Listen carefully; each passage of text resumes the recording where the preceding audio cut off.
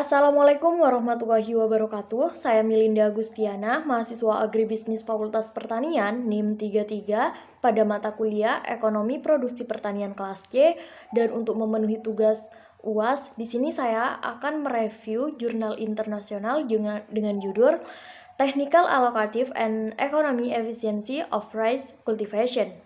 Teknis, alokasi, dan ekonomi efisiensi budidaya padi. Identifikasi jurnal, yaitu Journal of Economics and Policy, Jurnal Ekonomi dan Kebijakan dengan volume 8 nomor 2 dengan halaman 149 sampai 159. Dan untuk tahun penerbitan yaitu tahun 2015 dengan penulis Agus Budi Setiawan dan Prasetyo Aribowo. Dan untuk reviewernya saya sendiri Milinda Agustiana. Tujuan penelitian pada jurnal ini yaitu untuk menganalisis efisiensi ekonomi padi di Kabupaten Grobogan. Dan untuk metodenya sendiri, sampel yang diambil pada usaha tani padi yaitu dengan menggunakan model fungsi produksi dengan pendekatan frontier stochastic.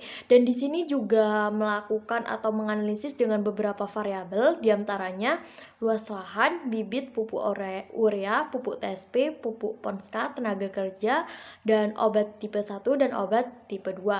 Dan pada analisis ini kita fokuskan kepada 3 pokok analisis. Yang pertama, efisiensi teknis, efisiensi alokatif atau harga, dan yang terakhir yaitu penentuan efisiensi ekonomi. Selanjutnya terkait dengan efisiensi teknis, harga, dan ekonomi. Nah, di situ untuk efisiensi teknis ada kita masukkan ke dalam model yaitu ln YP sama dengan B0 plus B1 ln X1 plus B2 ln X2 dan seterusnya sesuai dengan banyaknya jumlah variabel independen yang digunakan. Dan untuk yang kedua terkait dengan efisiensi harga, di situ ada patokannya dengan syarat efisiensi harga dicapai bila rasio antara nilai produktivitas marginal setiap inputnya dengan harga input VI sama dengan 1. Nah, pada tabel atau slide di sini dijelaskan juga bahwa BYPY dibagi XPX itu sama dengan 1, di mana PX tersebut merupakan harga faktor produksi. Dan yang ketiga terkait dengan efisiensi ekonomi, untuk tolak ukurnya di situ juga ada rumusnya dengan efisiensi ekonomi sama dengan TER dikali dengan ARE, dan dengan keterangan EE itu ekonomi efisiensi, kemudian TER itu merupakan efisiensi teknis, dan AER merupakan efisiensi alokatif. Masuk pada hasil dan pembahasan dari review jurnal yang saya lakukan. Terkait dengan hasil dan pembahasan, di sini ada 3 pokok pembahasan atau pembahasan secara detail. Yang pertama terkait efisiensi teknis, efisiensi alokasi, dan efisiensi harga. Dan untuk yang pertama saya akan menjelaskan terkait efisiensi teknis terlebih dahulu.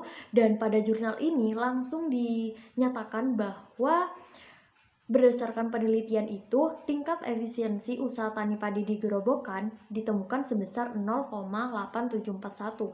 Dan artinya usaha tani padi di Gerobokan masih belum efisien secara teknis. Mengapa bisa dikatakan demikian? Bahwa di situ juga dijelaskan tingkat efisiensi teknis yang kurang dari 1 itu dikatakan inefisien karena tolak ukurnya pada jurnal ini yaitu 1. Dan di situ petani mungkin perlu mengurangi penggunaan faktor produksi untuk meningkatkan efisiensi usaha tani padi. Karena di situ juga dijelaskan bahwa petani di Gerobokan tersebut masih belum mampu memanfaatkan faktor-faktor produksi yang dimiliki, sehingga menyebabkan usaha tani padi yang mereka jalani itu belum efisien. Jadi masih perlu adanya perbaikan terkait dengan faktor-faktor produksi yang nantinya akan digunakan. Next, pada efisiensi harga. Nah, di situ pada slide sudah tampil terkait dengan efisiensi of rice farming rice, dan di situ ada 8 variabel independen dengan nilai NPM atau nilai produksi marginalnya masing-masing. Namun, di situ juga terdapat bahwa rata-rata efisiensi of price-nya sebesar 1,08, di mana di situ masih dikatakan belum efisien secara harga karena nilai dari variabel atau rata-rata variabel efisiensi of price-nya itu masih lebih besar daripada 1. Dan artinya Usaha tani padi masih belum efisien dari segi hal harga, dan petani padi di Gerobokan dinilai masih belum bisa memaksimalkan keuntungan. Dan yang ketiga, biaya yang dikeluarkan untuk petani dianggap tidak sebanding dengan manfaatnya atau manfaat yang didapat oleh masing-masing petani. Dan nilai 1,8 di situ, NPM sebesar 1,8 menunjukkan bahwa petani masih perlu meningkatkan tingkat efisiensi usaha tani pada harga dan perlu memaksimalkan keuntungan yang diperoleh dengan efisiensi unsur biaya produksi. Jadi, petani itu masih perlu mereka-reka ulang terkait dengan biaya yang dikeluarkan pada saat produksi usaha tani padi. Dan untuk yang terakhir, di sini akan menghitung atau menganalisis efisiensi ekonomi. Pada analisis efisiensi ekonomi, di sini harus memadukan atau mengalihkan antara efisiensi teknis dan efisiensi harga sesuai rumus, yaitu EE sama dengan TER dikali ARE, atau efisiensi teknis dikalikan dengan efisiensi harga, sehingga diperoleh nilai sebesar 0,94 yang artinya masih belum efisien. Dan untuk padi di Gerobokan di sini, karena dinyatakan masih belum efisien, memiliki arti bahwa usaha tani padi masih belum efisien dan perlu dimaksimalkan dari segi ekonominya, dan perlu kita menganalisis ulang apa sih yang menjadi faktor-faktor penghambat terutama pada efisiensi teknis dan efisiensi harga tersebut. Next, di sini saya sebagai reviewer, saya akan mereview jurnal yang sudah saya pilih terkait dengan efisiensi ekonomi. Dan pada jurnal ini, kelebihan yang saya lihat pada jurnal ini ada 3 teori terkait dengan teori ekonomi, efisiensi teknis, dan efisiensi harga yang memberikan penjelasan di tinjauan pustaka dengan beberapa rumus. Dan untuk jurnal ini, identifikasinya kayak kelengkapan jurnalnya semisal volume, nomor, halaman, kemudian tahun penerbit, kemudian jurnal, link jurnal, dan secara keseluruhan untuk penerbitan jurnal itu sudah bagus, sudah lengkap. Dan yang terakhir, rumus atau model pada masing-masing efisiensi itu, misal efisiensi ekonomi, efisiensi teknis maupun efisiensi harga, di situ dijelaskan di awal atau dijelaskan dalam metode di penulisan jurnal. Dan untuk yang terakhir di sini ada kekurangan. Di sini saya sebagai reviewer, menurut saya pribadi ada 6 kekurangan pada jurnal yang saya review di sini. Yang pertama, jurnal ini dari masing-masing baik efisiensi teknis maupun efisiensi harga tidak dijelaskan secara detail perolehan nilai akhir sehingga bisa dinyatakan efisien atau tidaknya. Nah, pada jurnal ini tiba-tiba langsung dinyatakan tidak efisien dengan nilai akhir tanpa ada perolehan atau peruntutan nilai akhir. Kenapa sih bisa menghasilkan nilai sekian dan kenapa bisa dikatakan tidak efisien? Pada jurnal ini itu masih belum dijelaskan.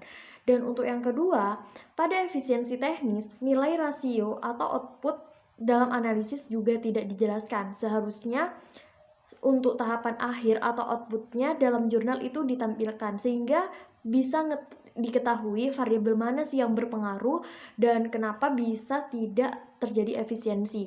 Dan pada jurnal ini langsung tidak efisien dengan nilai sekian tanpa dijelaskan secara detail. Outputnya tidak ditampakkan.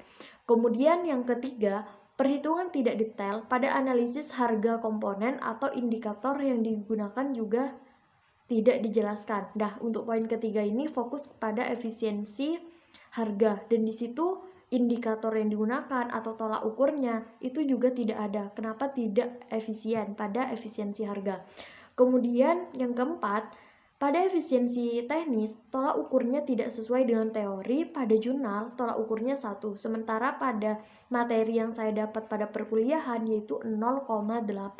Dan di sini saya masih kurang sedikit memahami karena ada 2 perbedaan pendapat. Sementara pada jurnal tolak ukurnya yaitu sebesar 1 pada efisiensi teknis, sementara sesuai dengan materi tolak ukur bisa dinyatakan efisiensi teknis itu apabila lebih dari 0,8. Dan untuk poin yang kelima, pada efisiensi harga dan efisiensi ekonomi, di jurnal tidak dijelaskan sumber atau patokan resmi sehingga dinyatakan bahwa analisis tersebut tidak efisien.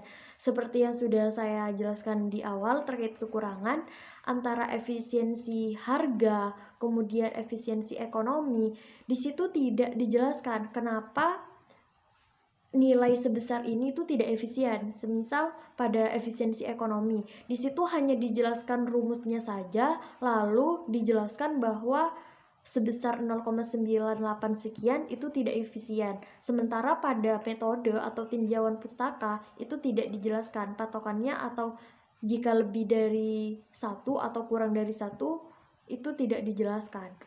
Dan yang terakhir, jumlah responden tidak disebutkan. Artinya, dalam jurnal yang efisien, itu jumlah responden atau sampel yang kita gunakan dalam sebuah penelitian itu seharusnya dicantumkan. Misal, kita memakai 60 responden atau 120 responden, itu seharusnya ditampilkan dalam metode. Nah, di sini pada jurnal ini tidak dijelaskan.